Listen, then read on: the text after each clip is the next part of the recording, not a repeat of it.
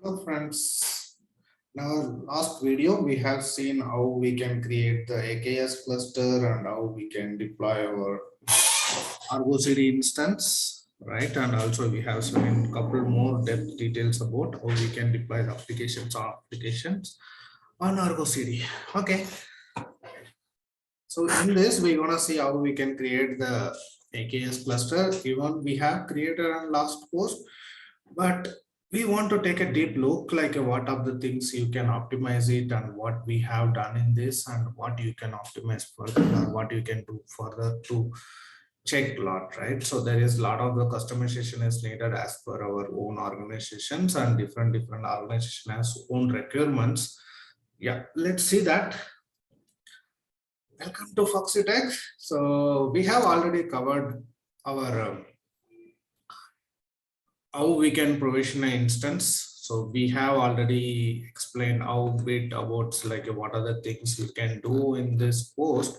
So I'll be adding this on the description, but you can take a look. But let's go through together and what we have today and what are the things you can optimize for your requirement, right? So let's start first. What is AKS? So AKS is nothing but like a managed Kubernetes solution. So why we need a managed Kubernetes solution? See, scaling up currently, if you see the growth of applications and the requirements are scaling up very rapidly, right? So we need a lot of management things on the ops side, and mostly we have to take care of automatically. So we no need to depend on the manual work, as it may bring down our application and we cannot serve the 100% uptimes or 99.999% uptime mostly, right? To consider that, and also the growth of the cloud is helping us a lot, so we can save a lot of our infrastructure cost, and also we don't need to manage a lot of things, as also any kind of a public cloud or private clouds, they can handle everything. So we can just focus on our what we need. Actually, we don't need to spend a lot of time on the what is not much. We should focus on that, right? So same like a Kubernetes, if you worked on the Kubernetes, you know how difficult it's to manage each and everything individually, right? So yeah, there may be a controversy topic, like a people's, like some people says it's not so complicated compared to Azure or something, but yeah, so if you want to manage lot, when we have a very huge set of environments, so the managed services are very robust, and it's help us lot to give a best solutions or best service to our customers or our internal teams or external teams. It goes on, right? Yeah. So another advantage, like so you no need to maintain anything on the master side, as we have to take care of etcd and how many masters we have to manage, and we have to bother about all the master has to be up and everything. But when it's coming managed solution, there is no masters are there, only we have to focus on the worker sides. So why there is no masters are handled? So masters are like managed by Azure directly.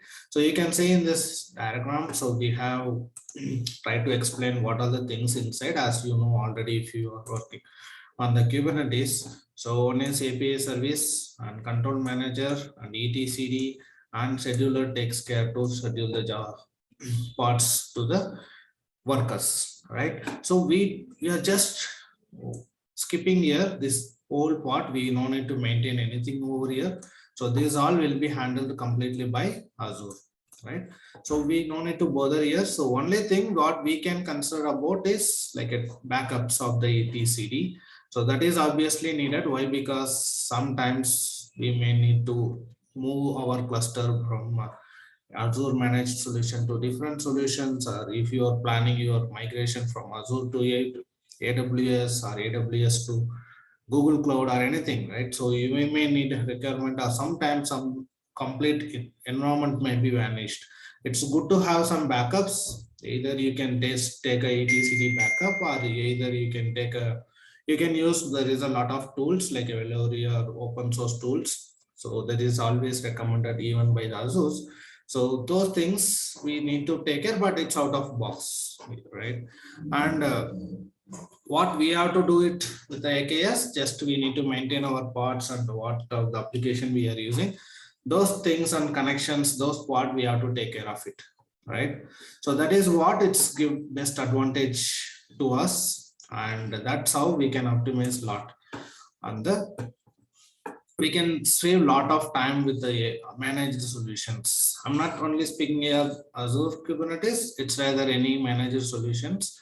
It will be save us a lot of time and some less cost, right? If you are managing your servers and you need to spend a lot of things on the infrastructure, even those costs will be completely saved on the your scaling part, and dependence on the other teams will be always reduced. And also the managed solutions, you can scale your number of nodes anytime without any much downtime, and rather some other works like upgrading the versions, and also it will be so easy compared to the our own managed infrastructures, right? So that's us, that's what we do always, right? So yeah, that's bring us this topic. And next, so hope this give you the some base, some line about AKS, what it does, and any Kubernetes solutions, what it does anyway, right? And let's go proceed further, like in this for the direct post for the blog or this video is, so we have to create a AKS cluster with using Terraform, and what are the things it's needed for that, right? So this is a flow we have to follow, like one is like either it's a DevOps or any PaaS SRE or SRE teams or anyone.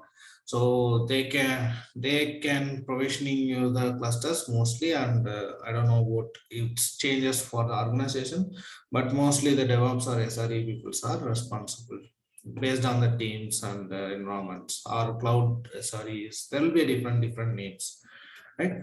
So what you ought to need, or what you need before you are doing, or if you are trying to do and to set up this. So first thing we have to do authentication to the Azure cloud, and pull the details about our service principals and client ID, tenant ID details, to which will help you to authenticate, or Terraform to authenticate to your Azure environment, right? Then you should need a Terraform CLI should be installed. It doesn't, you can use the latest versions or something, so you just pick up on. And kubectl should be there. So if you are managing Kubernetes, it's obviously you need a kubectl. So right, so this is our need. So we have explained how you can authenticate to the Azure. So this part is already covered on this blog with the detailed explanation. So you can check it over here. What are the commands you need to run? So I'm running every commands in this, or any commands on the FoxuTech will be run on the root user. If you have a different users, please make sure that particular command has access to that.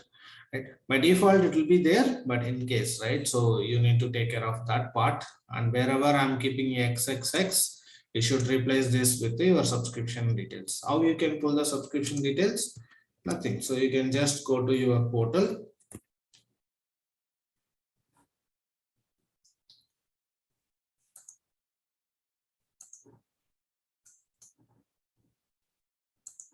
And go to subscriptions, click on your subscription name, and you can put the subscription IDs.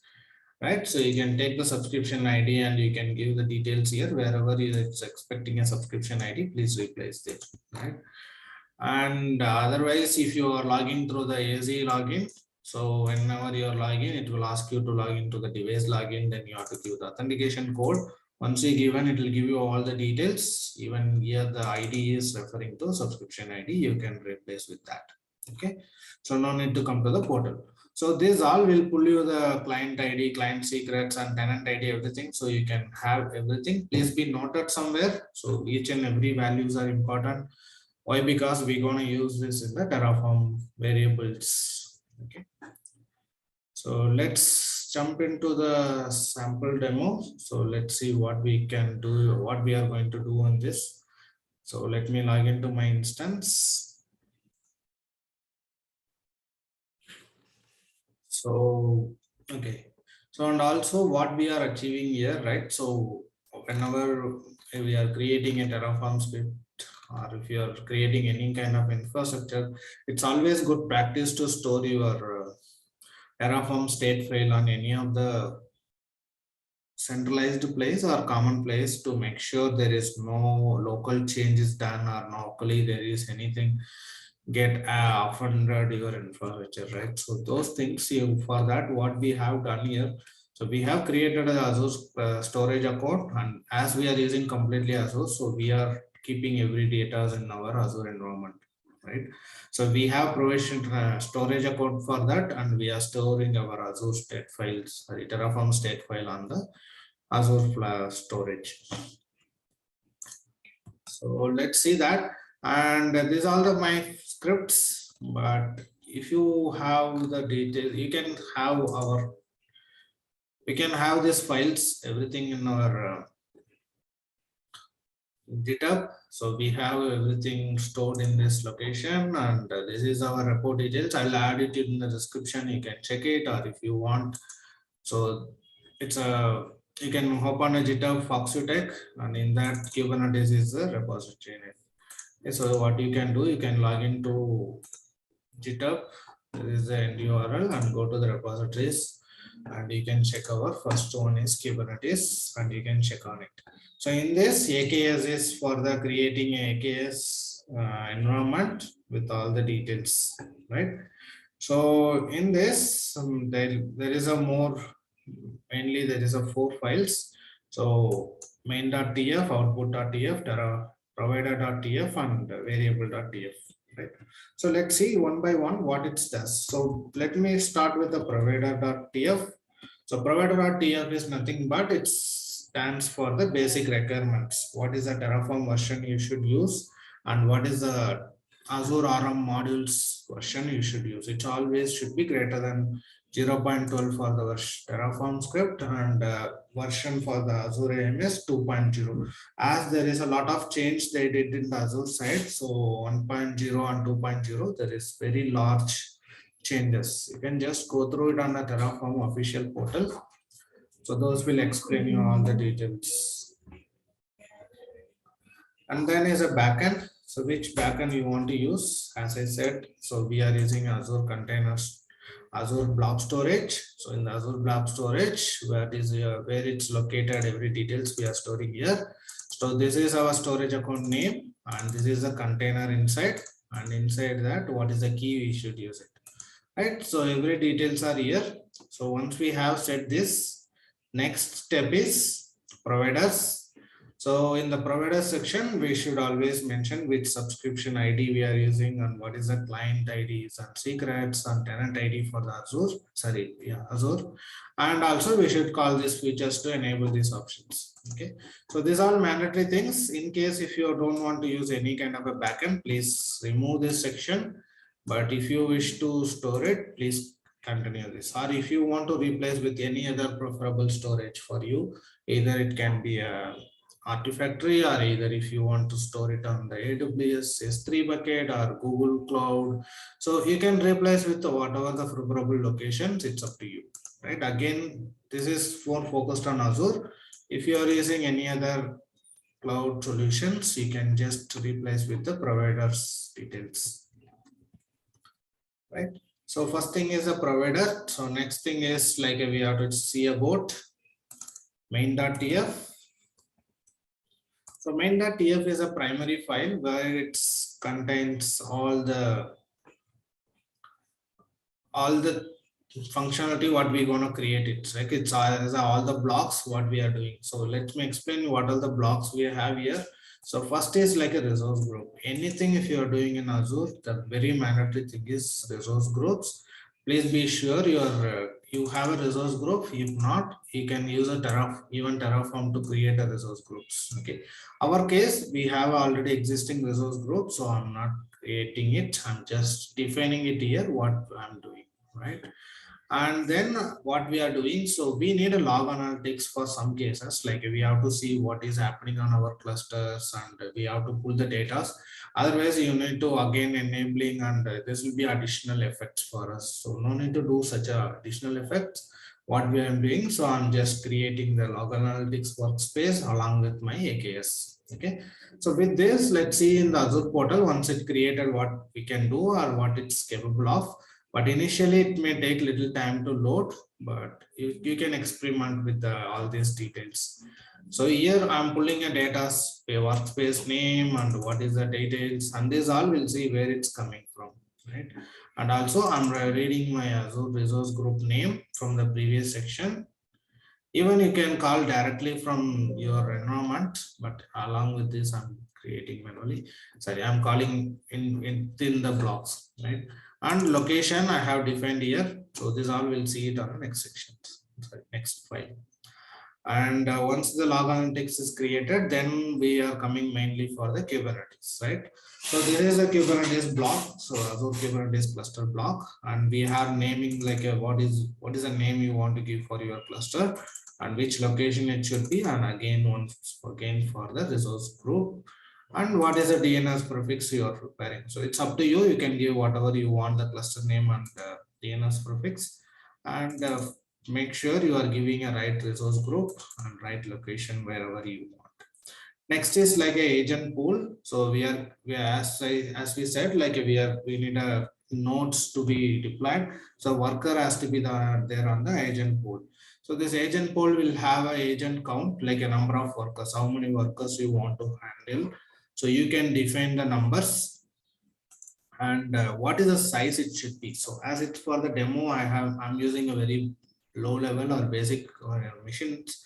And if you want you want to handle heavy loads or highly scalable systems, please go with the higher number of VMs. Okay, so you can check it on the virtual machine sizes and you can pick one and you can use it. Okay, I'm using this for the basic requirements. And you can define your service principals, client ID and client secret. Again, it will be coming from your variable file. We'll see that. And as we are creating the log analytics section, so we are enabling as an add-on in the Azure Kubernetes. So this is how you have to enable it for any of the services in the Azure. And next is a network profile. What is the load balancers SKU you are using? We are going with a very standard, and if you want to change it, please change it. And we are using a default kubenet. And sometimes if you want to use a Calico or any other external things, please make sure you are speaking that. I think Azure portal will give the solution of Calico, right? And then it's a best practice again with the organization level or the environment. So go with the proper tagging. So this will help you to narrow the billings or any kind of usage counts, everything we can track using this tags. Please define the proper tagging, right? So this all on there. And before we are stepping to the variables, I want to show you the output.tf. So output.tf is must because we should understand what are the details we are providing, and we don't need to log into Azure portal or the destination place and check each and everything. So what this helps here, so this will create you or give you what are the things it's already provisioned and what are the things it's Terraform is done. You can just pull the data and store it somewhere, or you can call it as a variable for another set of pipelines and you can use it, right? So this is the main purpose here. So we are also doing the same over here to pull the data. We will be seeing the main purpose here like a kubeconfig. So kubeconfig, we no need to run a Azure CLI command to pull the data.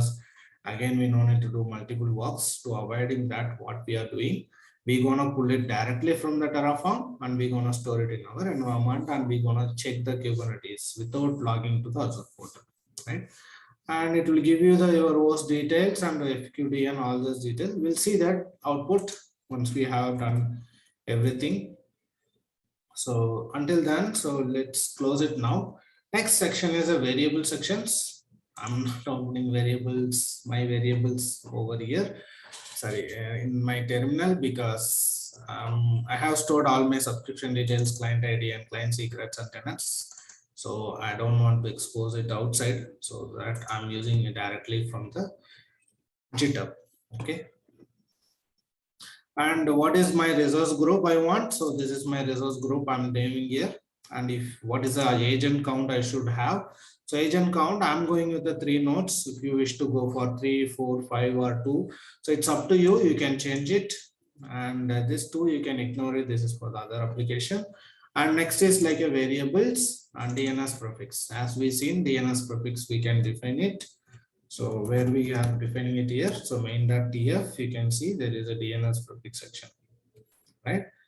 So this is a section and we are defining it here. You can name it anything. I'm just using a same name with my cluster, but if you want to use different, please go ahead and use with a different name, right?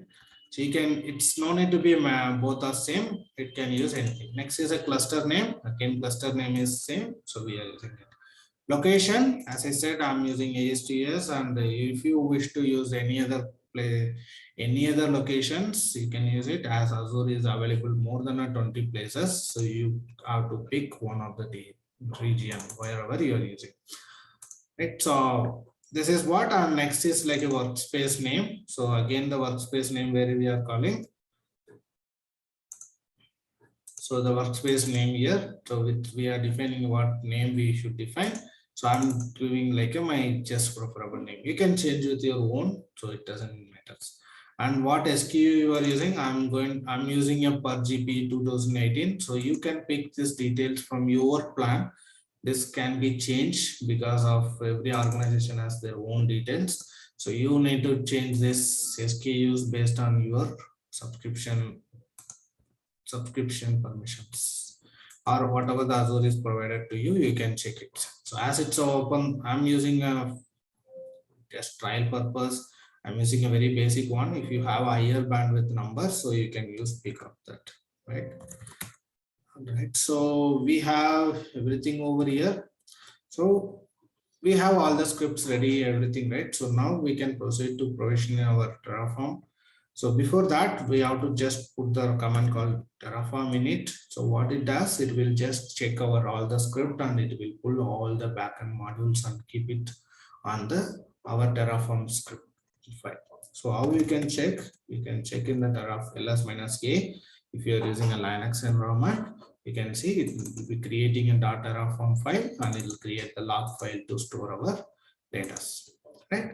So if you want to see inside the Terraform folder, you can see it downloads the Terraform state file and providers. State provider, you can see who is the provider. So you can check like this, what are the things it's providing. So we are using two things. One is like Azure RM. So you may see we define in the provider.tf, right? So you can see which version it's using. Like this, you can just make sure you are using correct versions. You don't need to do that in just for the checking purpose. So you don't need to do any of this, right? So next, so we are set now. So next command we have to run is Terraform plan. So what Terraform plan does, it's check your Terraform scripts and it will give you all the details about what it's going to perform. Like Terraform, what are the resources it's going to create, everything will be given here. Okay, so we can check, always please check it. Okay, so wherever you see there is a plus, it's mean it's creating. Wherever you are seeing there is a minus or red color, that means it's going to delete and create it. Okay, so at this moment we don't have anything on our Azure. So let's check, do we have anything? Let's go to our Azure portal. Before we are creating a cluster, let's confirm we don't have any other cluster with the same name. So, right, so this is what we can see it. Okay, so we don't have any other resource groups or any clusters at this moment. So it's going to create the AKs as a cluster, and what else it's going to do? We can just confirm it, whatever you are doing is correct. This is my DNS prefix and this is my cluster name here, and ESTS, that is correct. I'm not creating any private cluster. So it's will be false. It's going to be a public cluster, right? And this is my resource group, and there is a free SKU, and okay, we have a tagging properly, and you can also give your proper tagging details. And what else? We are creating a 2 nodes, right? So we have to define, check that how many nodes. So 3 nodes we are creating. You can see 3 nodes and agent pool, and it's all like a managed one. And this is the size we are providing. And also we are creating a log analytics. Right. So you can see the log analytics also will be created here, part of this. And it is will show I'm going to create a 5 things and nothing I'm going to change, or I'm not going to destroy anything. And these are the outputs you are expecting. So we gonna Terraform will be provided that at this once the complete cluster has been created, right? So all set now. So we are good now. So if you want to establish something like a approval process for your organization level, or with Azure DevOps or any kind of automation thing, you can just pull this data as output file. You can store it in the output file, and that file you can send for the approval to any of the team members, so they can validate and they confirm is it is good or not. You can establish some approval process. So with that, you are just getting approved, properly approved environments, and it will be everyone will be get to know about that, right? So next is apply. So you can automate once that is approved. You can just come here and Terraform auto approve command you can run. But I'm not going to give auto approve. I'm going to validate once again what are the things it's going to do. Then I'm going to say yes or no, right? So again, you can revalidate. As we didn't change anything, it's not going to do anything. But I'm just keeping myself safe, and I'm validating once again, and I'm going to give yes. Right, so once I give yes, what it does, it will be creating environment. So this takes at least 10 to 15 minutes. So I'll be pausing this video until then, and we'll come back. So we will see our clusters details. Back. So yeah, so our cluster is ready within 5 minutes, and you can see this is applied file resource has been created. Right, so what are the things we are pulling earlier? So we were pulling the details about here: client certificate, client key, CA certificate, and cluster password, username, FQDN, host, kubeconfig, right? So let's see that everything is here. So kube client certificate, client key, and CA certificates are here, FQDN and password, everything is there. Kubeconfig is sensitive, so it's not pulled over here, and this is the resource group. Right, so now let's go to portal and check is it our cluster is ready. Yes, the cluster is ready now, and we can see this here, and the resource group is correct, and ESTS and the subscription details, and this is a version, and we are using a network type is kubenet, and one node pool is there. We'll see in the node details, and these are the remaining details. Load balance is standard we have given, and this is the VM details we have provided. All right, so next let's check it, what are the things it's coming along with this cluster. And as like a Kubernetes has a 4 default namespaces, we should see all those 4 details. Yes, default, node list, kube public, and kube system.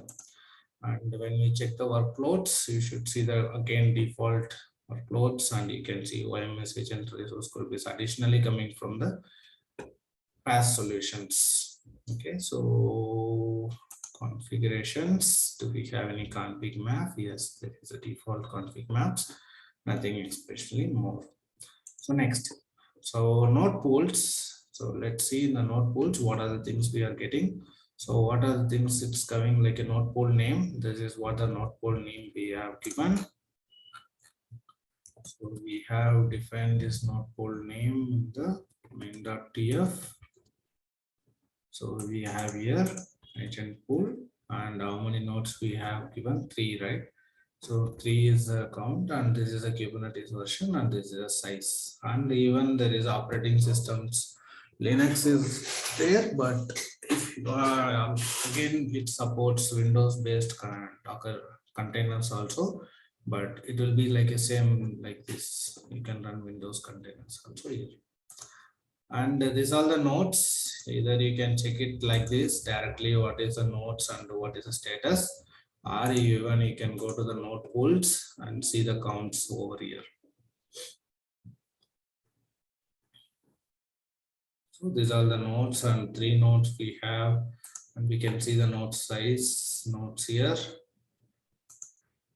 And in case if you want to do something like upgrading the image or scale the nodes or anything, whatever you want or delete, you can even perform it in the UI, but it's not again not a best practices, but it is the options are available in the Azure portal itself. So yeah, so we have seen this, and one more thing what we did. So when we are creating, we have created the log analytics. We can check the logs here. Log analytics is ready, and are we using it? Yes. So if you don't set up this not setting up the log analytics, you cannot see this, and it will ask you to create it. Until then, it won't give you any profit. So what its advantage, right? So you can run the defined roles, and you can see how much is the consumption of any roles here, right? So how much is consuming, and you can just plotting a graphs or something with these details. It will be on a nano core. You have to perform something like you can integrate to your Grafana or any monitoring tools, and you can visualize with the proper uh, graphical views, or you can go for the insights. So, saving that, you can take a reference of that, and you can see that, and you can see the insights here. So it will give you the detailed insights regularly. You can just filter it using the multiple filtering options. As we created now only, so we don't see much, but if you are running for a long time and in your production, any environment, you can see it with the individual details, right? So you can just pull the matrices over here. So, okay, so for now we have completed this setup. So next job is like we have to access the cluster using kubectl, right? That is our major role. So we have achieved this Azure CLI things. You can refer to the blog, and Terraform. It's created all the requirement steps. Now next step is like we have to run the kubectl and see is can be accessible. So any kubectl command, or if you any manage the solution you want to manage, and even the Kubernetes if you want to manage, you should have a proper kube config, right? So until unless it won't, we can't get the details. So what we have to do, right? So what I'm going to do by default, what you have to do, so you have to pull the kubeconfig file and store it somewhere, and you need to copy it inside your the user, which user, right? So which user you are running, that particular user home directory, you should store it under .cube/.conf file. But I'm not going to follow that. I'm going to manage it with my own way. Like I'm going to just export this path wherever I have my kube config is downloaded. So how I set this? So for that you can do from the Terraform.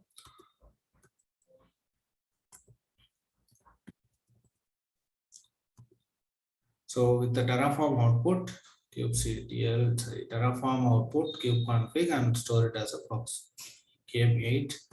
If you can just name it this file and change the file name to anything, okay? But another interesting fact, if you are running as from pulling from the Terraform, so it had some certain lines, so you need to remove it. The first line is EOT, and the next is last you need to delete the EOT extra words. Otherwise, Kubernetes throws you error like it should not be work.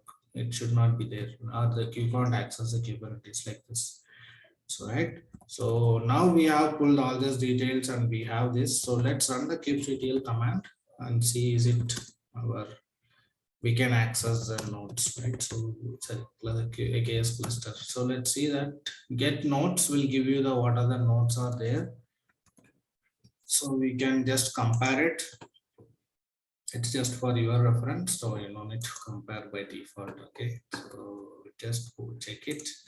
And what else? What else? So you can just run some other commands, get namespaces, Pods. We don't have any pods at this moment, but you can just run from the cube system namespace. This is the default namespace comes and it has a default pods, right? You can use that and you can check all the resources available part of this cube system like this. You can say like I don't want particular namespace, rather I want to check for all the namespaces. Just run kubectl all. You can run all these namespaces, whatever it's available, it will just show you the details. You can just filter with a single resource, like it can be a part, service, or deployments, or daemon set, or replica set. So I'm just running everything for your reference, right? So next thing is, so before we are stepping up, so let's run some sample deployment and see that is it can be deployed. So you can even use the same repository and go to the sample directory on the Kubernetes section. So in the sample, you can see there is a Nginx deployment. Okay, so what I'm doing here, I'm just deploying in basic Nginx. Okay, so let's see that. So kubectl apply -f. We should give -f always and do the deployment. Okay, so now we can set this like a pod. As we didn't define any namespaces, it's going to create on the default namespace. That's what we are not giving any namespaces. But when you are running something like this, right? So let's create some namespace. Create namespace testing and create the namespace.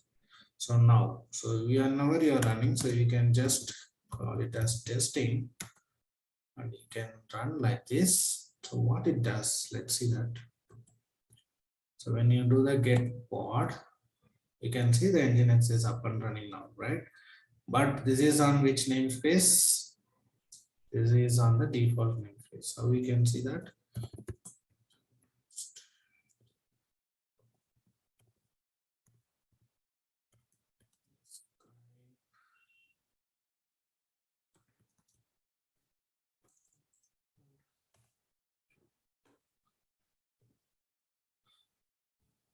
So you can see which namespace it's part of, it's a default one, right?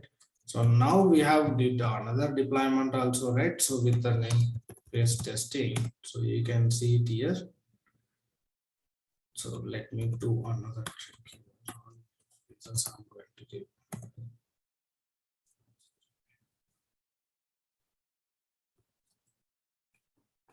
All namespaces I'm pulling here. So you can see default is containing the pods details running on the pod. It is again Nginx. Again, we have created the testing namespace and we are unable to see that Nginx deployments, right? So let's check again, like in the workloads, can we see that same here? Okay, so I'm going to see for the default one, and this is the Nginx deployment what we did, and let's check the pods. The pods, yes, we can see all this. Let's check it on the testing namespace also. Yes, everything we can see it in this. That's it for now, friends. I think this video is helpful for you to see how we can provision the AKS cluster using Terraform. Please let us know how it goes, and if you want to explain a little more, or if you're looking for additional details, please feel free to reach us in the comment section, or we are in the social media like any other mediums for Facebook, Instagram, and Pinterest or Twitter. So we are all there, so you can just reach us, and we can try to explain you a bit, or we can help you on any other clarifications. That's it for today. Thank you guys. Have a great weekend and have a great day ahead. Keep learning, keep improve yourself and learn the latest technologies. Be smart. Take care. Bye-bye.